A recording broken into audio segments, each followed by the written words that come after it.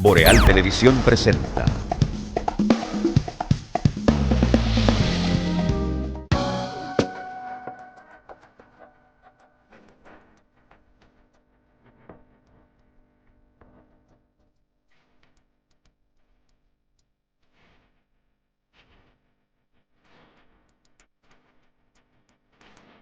Pues, y es fácil. Miren, señores, dos cositas, o tres, pero ya vamos de camino al cierre casi. Cuando se habla del famoso Ministerio Público Independiente, que es lo que se ha exhibido en otros países como un verdadero logro, con la intención de frenar los actos de corrupción en el Estado, siempre se ha planteado como uno de los principales pilares para el sostén de la honestidad y la democracia al mismo tiempo. Pero ¿qué ha pasado en los países con los famosos fiscales independientes totalmente? Sí. Que se ha generado entonces lo que se conoce como la judicialización de la política, donde usted ve que un fiscal empieza una investigación que involucra a un presidente de un país en el momento en que el Congreso o el Parlamento está en manos de la oposición y solo basta con una acusación de violación por ética o violación de un artículo constitucional que haya cometido el presidente en el ejercicio de su gobierno para iniciarle entonces un proceso judicial a través del famoso Ministerio Público Independiente y llevarlo al Congreso o al Parlamento cuando son regímenes parlamentarios. ¿Qué pasa con eso? Que automáticamente viene la destitución del presidente de turno, viene un proceso de inestabilidad porque cada vez que llega ese escenario, resulta que se aprovecha cualquier desliz de un mandatario para llevar el caso a la justicia y llevarlo ante el Congreso y hacerle un juicio político. Miren el caso de Tailandia. Ahora mismo se produjo la destitución del primer ministro de Tailandia, Srettha Thavisin. ¿Por qué, Randy? La acusación fue nada más y nada menos de un caso de ética. Una violación de ética. Eso bastó para que ese fiscal independiente llevara al Parlamento, sí, al presidente de la República, o sea, al presidente de la República de Tailandia, y el Parlamento lo destituyera. Por un delito que aquí eso sería impensable. Y usted dirá, bueno, pero es que eso es bueno porque así hay que trabajar dentro de la ética, la transparencia, pero generalmente esto sucede cuando el Parlamento o el Congreso de ese país está en manos de la oposición. Y eso ha pasado en los países de Centroamérica y el Caribe, donde ustedes han visto que han enjuiciado, sobre todo también en Perú, que han enjuiciado presidentes, el caso de Ecuador, y finalmente termina con una inestabilidad en el gobierno, producto precisamente de esa prerrogativa de que uno entiende que no es malo, el famoso Ministerio Público Independiente, pero hay que ver hasta dónde esto también puede afectar lo que siempre se ha estado discutiendo, el desempeño de los gobiernos. Lo que pasa es que en esos países ocurrió lo que no ocurre en la República Dominicana. Aquí un Ministerio Público Independiente, que ya es independiente, aunque el presidente lo ve de otra manera, él quiere hacerlo más independiente, pero todos los fiscales son de carrera, tienen que pasar por la Escuela del Ministerio Público, y el Procurador General de la República es un ministro como otro cualquiera, como pasa en el mundo entero. El presidente quiere algo más, bueno, esa es su propuesta, vamos a ver hasta dónde llega. Hay posiciones encontradas, pero bueno, ¿por qué yo digo que aquí no pasaría eso, aún con un fiscal independiente, un procurador independiente? Porque en la República Dominicana usted no puede someter el presidente a la justicia, salvo el caso de flagrante crimen, o sea que el presidente, cosa que no se da, saca una pistola y le da un balazo a una gente y la mate. Después no hay otra forma de usted someter al presidente. Usted puede hacer denuncia, puede hacer lo que sea, juntar pruebas, pero usted tiene que esperar que el presidente termine su periodo de gobierno en este país. No, si, en usted, este país si, usted hay, no... si hay una investigación con pruebas de corrupción, si el Ministerio Público inicia esa investigación y consigue las pruebas y lleva el caso ante el Congreso, se puede someter a un juicio político y una destitución. Sí, con cualquier funcionario, pero el presidente no. El presidente, en nuestro ordenamiento jurídico, hay que esperar que él termine y ahí tú lo sometes, hace lo que tú quieras después. O sea, como a Jorge Blanco, lo condenaron después por hechos llevados a cabo de acuerdo a la imputación durante el periodo. Pero hay países que no, que la independencia del Ministerio Público es como si el Ministerio Público fuera un suprapoder. Cuando el Ministerio Público es el brazo persecutor de los crímenes y delitos que tiene el Poder Ejecutivo. Ahora, el Poder Ejecutivo persigue, somete, imputa, pero un juez que pertenece a otro poder del Estado tiene que juzgarlo.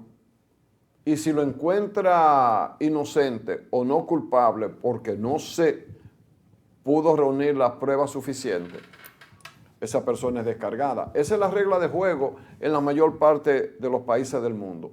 Todo lo demás es un invento que no ha funcionado en ninguna parte y nosotros tenemos que cuidarnos de eso. O sea, aquí un fiscal no va a perseguir a un presidente en ejercicio. No lo va a perseguir. Va hasta más lejos. Acuérdate de lo que dijo Hipólito. ¿Qué? Que los expresidentes no se tocan. Eso es peor todavía. ¿Cómo que no se tocan? Ay, si violaron la ley. Bueno, no hay ninguna... ¿Y qué le pasó a Jorge Blanco? Porque estaba Balaguer en el poder. No, pero eso... Pero es que... Sí, pero esa es una frase de Hipólito, pero eso yo te voy a decir una cosa. Eso es lo que él cree. Pero ¿qué pasa? ¿Y por qué las investigaciones que se hacen entonces, donde aparece el nombre del presidente dentro de esas investigaciones, nunca llegan hasta el presidente, hasta el expresidente? Pero eso son debilidades institucionales. Está bien. Pero no es que no se pueda hacer, porque tú tienes que, cuando el presidente... ¿Por qué los legisladores tienen inmunidad parlamentaria? Para que tú no le puedas cortar el periodo, porque cualquier gente haría una imputación, vámonos a juzgar, ¿verdad? Y tú realmente lo que estés entorpeciendo su periodo de gobierno. La ley en eso es...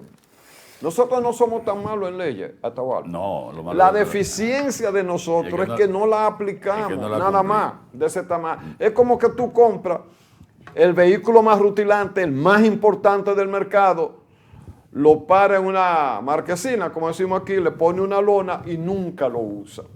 Pero tú tienes tu vehículo, lo mejor que hay, Ferrari, ponle el nombre que tú quieras, Maserati, Lamborghini, pero no te has sentado, no lo has conducido y está ahí con su lona o arriba de 4 bloques, como pasa en algunos casos. Miren una cosa, hay que aprovechar porque mañana es día no laborable y mañana no venimos Este es un viernes laboral para nosotros. No va a haber programa mañana.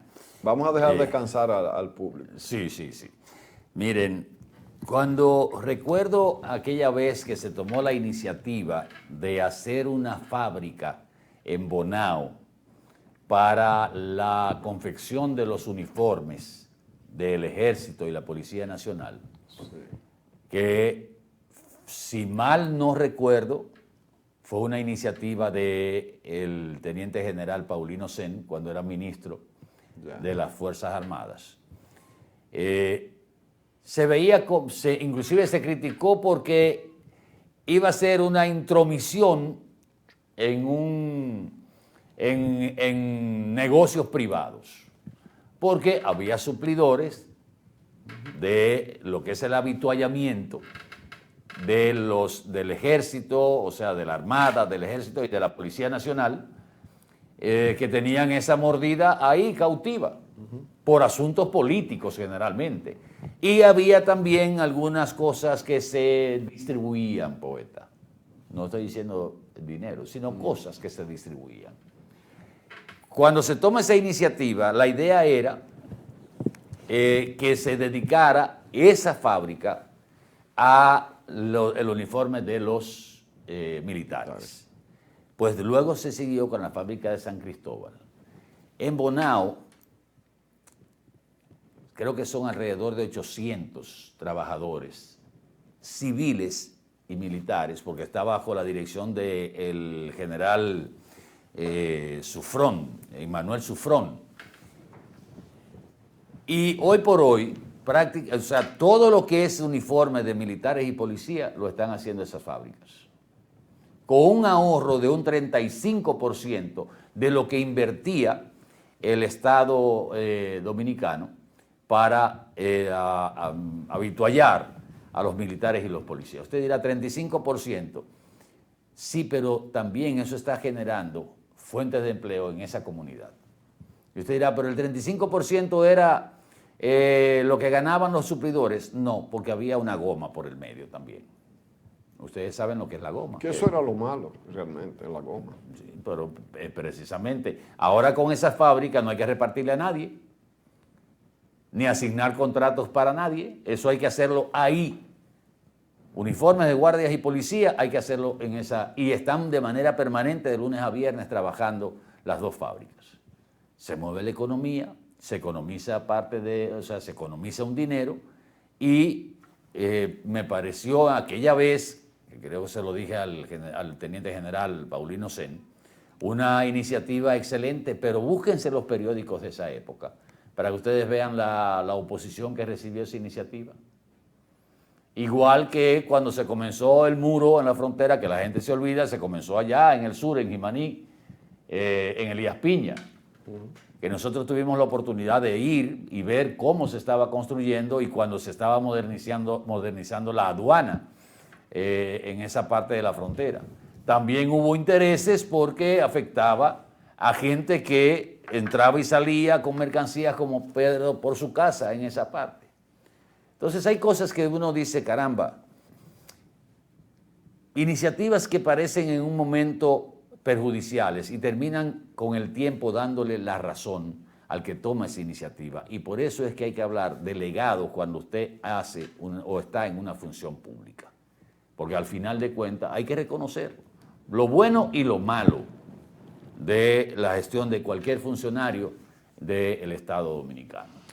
Antes de que nos vayamos, en medio minuto nada más, solo decir, hay temas como que se salen, que en un momento son preponderantes, pan nuestro de cada día y de buena primera no sanan. Dos ejemplos que tienen que ver con la frontera. ¿En qué está lo del canal de los haitianos? Bien, gracias. Ya nadie habla de eso. Nadie habla de eso ya. Y la construcción del muro. Y sigue hablando, y sigue...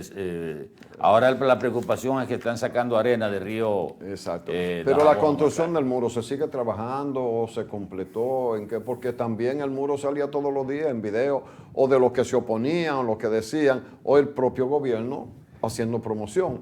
Pero teníamos muro. Ustedes ven lo que es un Estado sin continuidad. Sin continuidad. Debemos aprender a darle continuidad a la cosa. Tú sabes que al periodista, cuando está en su formación, los más duchos, los expertos, los jefes, siempre le dicen, dámele seguimiento a la noticia. Un periodista sabe lo que es eso. Un día la noticia fue cosa, pero se fue apagando hasta que un jefe, un editor, un jefe de redacción o su jefe o el mismo director del medio le dice, ven acá, ¿y en qué quedó tal cosa que tú tratabas antes? Dame el favor, ve y dámele seguimiento a esa noticia. Señores, bueno, gracias. Nos vemos el lunes. Démosle seguimiento a la tranquilidad de espíritu. Sí. Disfruten este fin de semana. Voy a hacerme eco de una caricatura que sale hoy en el periódico Diario Libre. Diablo. Que dice textualmente, amarren bien su quincena, hoy es día de Nuestra Señora del Manejo, porque atento que es fin de semana largo. Esa quincena se va más rápido que Marilady Paulino.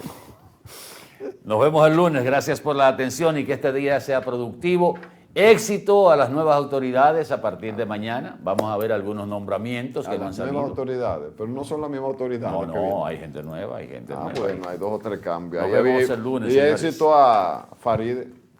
Así es que mañana será Le han juramentada. dado Tremenda olla de grillo. tremenda bicoca, compadre.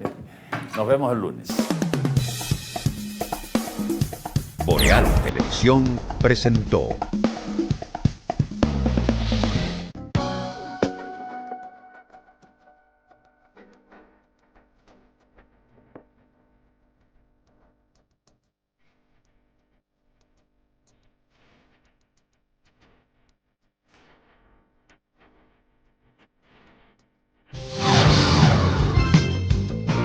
Estás viendo Boreal Televisión, voz dominicana.